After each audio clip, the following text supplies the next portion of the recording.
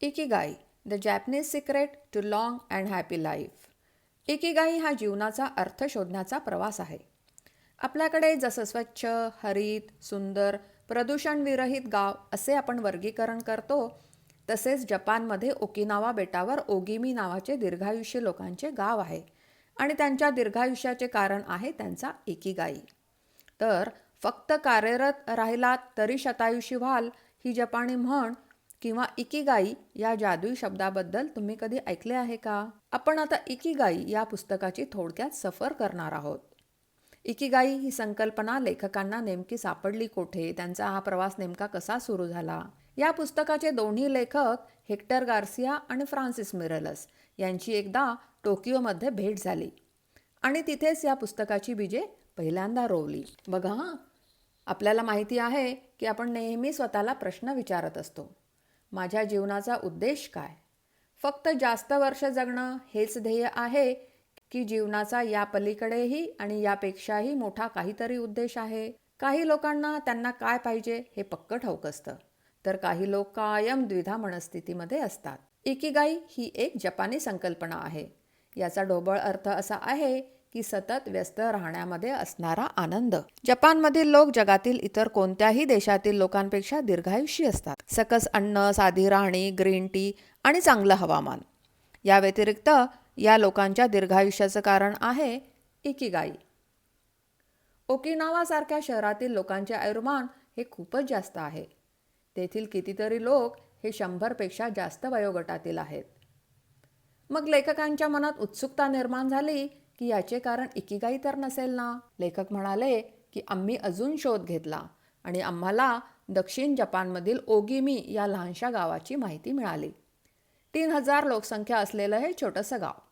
या गावात सर्वाधिक दीर्घायुषी लोक राहतात. तेव्हा त्यांना तिथल्या वयस्कर लोकांच्या मुलाखती घेतल्या. तेव्हा त्यांना जाणवलं की नैसर्गिक परिस्थितीच्या पलीकडचं काहीतरी इथे कार्यरत आहे, ज्यामुळे हे लोक दीर्घायुषी जीवन जगत आहेत. फक्त ॲक्टिव्ह राहणं तुम्हाला 100 वर्षाचं आयुष्य देऊ शकतं. या कॉन्सेप्टवर जॅपनीज लोकांचा खूप विश्वास आहे.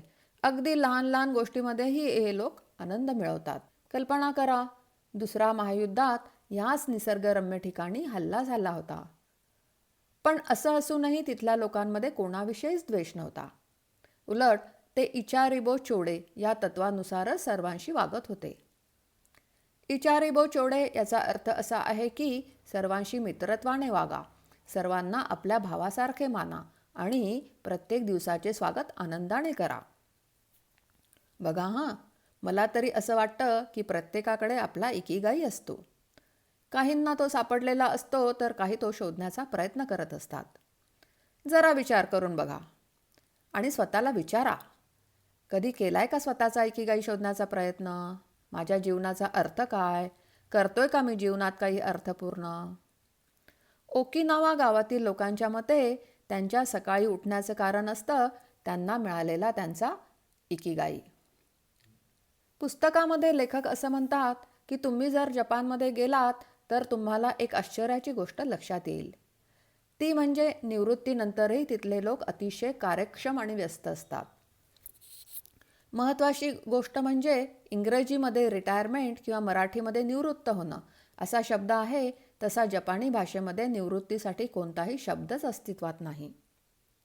ओकिनावा येथे असताना त्यांना जगातील 5 दीर्घायुष्य लोकांच्या जागांची माहिती मिळाली, जिथे लोक सर्वाधिक काळ व निरोगी आयुष्य जगतात.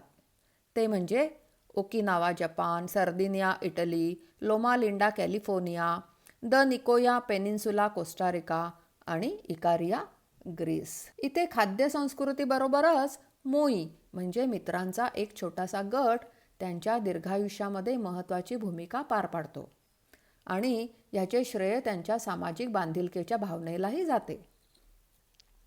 इथले बहुतांश लोक पहाटे 5:30 वाजता उठतात आणि उत्साहाने कामाला जातात आणि येथील 3 पैकी 1 जण 90 वर्षांच्या वर जगतात. दीर्घायुष्याचे रहस्य खाद्य संस्कृती, व्यायाम, इकिगाई जाणणं आणि मित्रपरिवारामध्ये चांगले नातेसंबंध असणं हे आहे. ज्या लोकांकडे जगण्याचं कारण असतं ते दीर्घायुषी असतात. लोकांबरोबर संवाद साधणे, नवनवीन मित्र बनवणे, मित्रांचे बर्थडे सेलिब्रेट करणे, कुटुंबासोबत निवांत वेळ घालवणे, इतरांना मनापासून मदत करणे, या गोष्टी जॅपनीज लोकांच्या आयुष्याचा अविभाज्य घटक आहेत. कित्येक लोकांना तर इतरांना मदत करणे हाच त्यांचा इकिगाई वाटतो. जपानमध्ये नेहमी वापरली जाणारी म्हण म्हणजे हारा हाचिबू. याचा अर्थ असा आहे की तुमचं पोट 80% भरेपर्यंतच जेवा. कारण थोडंसं प्रमाणाबाहेरचं जेवण, एखादा गोड पदार्थ आपल्याला काही वेळासाठी नक्कीच आनंद देतो. पण आपण जर या गोष्टी टाळू शकलो तर आपल्याला दीर्घकाळ आनंद मिळू शकतो. जास्त जगायचे असेल तर कमी खा, हा मंत्र येथे तंतोतंत पाळला जातो. ओकिनावामधील लोकांचे तरुण राहण्याचे रहस्य त्यांच्या झोपेमध्ये सुद्धा आहे. ताणतणाव रहित झोप असणं, लवकर झोपणं आणि सकाळी भल्या पहाटे जागं होऊन आपल्या ॲक्टिव्हिटीज करणं हा तिथल्या बऱ्याच जणांचा एकिगाई असतो. ओकिनावामध्ये मोआई म्हणजे एकाच उद्देशाने एकत्र आलेल्या लोकांचा गट आहे. मोआईची संकल्पना फार पूर्वी आणि कठीण परिस्थितीमध्ये सुरू झाली. सुरुवातीला सर्व शेतकरी एकत्र मिळून ज्याच्याकडे कमी धान्य पिकले आहे त्याला मदत करायचे. मोआईचे लोक मासिक वर्गणी ठरवतात आणि ती जमा करतात. जेव्हा ते एकत्र जमतात तेव्हा जेवण, चर्चासत्र आणि काही छंदांसाठी हे पैसे वापरून झाल्यावर जे पैसे उरतात ते गटातील एका व्यक्तीला दिले जातात. कित्येक लोकांसाठी समाजसेवा करणंच त्यांचा इकिगाई असतो. स्वस्थ शरीरामध्ये स्वस्थ मन ही प्राचीन म्हण खरंच खूप अर्थपूर्ण आणि विचार करायला लावणारी आहे. ज्याप्रमाणे शारीरिक व्यायाम केला नाही तर त्याचे वाईट परिणाम आपल्या शरीरावर होतात, त्याचप्रमाणे मानसिक व्यायाम केला नाही तर त्यामुळे आपली न्यूरोलॉजिकल यंत्रणा कमकुवत व्हायला लागते. एखाद्यासाठी काय करणं चांगलं आहे आणि त्याला काय करावंसं वाटतं यामध्ये कायम एक द्विधा मनस्थिती असते. त्यामुळे तणाव निर्माण होतो. विशेषतः वयस्कर लोकांना कायम तेच करावंसं वाटतं जे ते आजपर्यंत करत आलेले असतात. खरं तर चूक त्यांचीही नाही, कारण मेंदूची कामं करायची पद्धतच अशी आहे की त्याला कोणत्याही प्रकारे बदल करणं आवडत नाही आणि जे पूर्वी केलं आहे त्याचप्रमाणे पुढे जाणं आणि नवा विचार न करणं आवडतं. त्याच प्रकारे कामं करत राहिल्यामुळे ती चांगलीही होतात आणि ती आपोआपही होतात. याचे कार्यक्षमतेमध्ये आणि रोजच्या जीवनामध्ये कित्येक फायदेही असतात. त्यामुळे लोक दिनचर्या बदलण्यासाठी लगेच तयार होत नाहीत. त्यांना त्याच गोष्टी करत राहायला आवडतात. ही शृंखला तोडायची असेल तर मेंदूला कायम नवीन माहिती पुरवत राहायला हवी. येशिवा युनिव्हर्सिटीमध्ये केल्या गेलेल्या सर्वेक्षणामध्ये दीर्घायुषी लोकांमध्ये 2 समान धागे पाहिले गेले. एक तर या लोकांकडे प्रचंड सकारात्मक दृष्टिकोन असतो आणि दुसरं म्हणजे ते भावनिकदृष्ट्या फारच सक्षम आणि जागृत असतात. दुसऱ्या शब्दात सांगायचं झालं तर जे लोक सकारात्मक दृष्टिकोनाने जीवनातील समस्यांकडे बघतात आणि जे त्यांच्या भावनांना योग्य दिशा देऊ शकतात ते दीर्घायुषी जीवनाच्या मार्गावर असतात.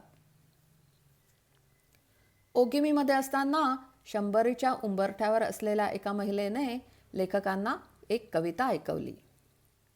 स्वस्थ आणि दीर्घायुषी जगण्यासाठी सगळे पदार्थ थोडे थोडे आणि आनंदाने खा.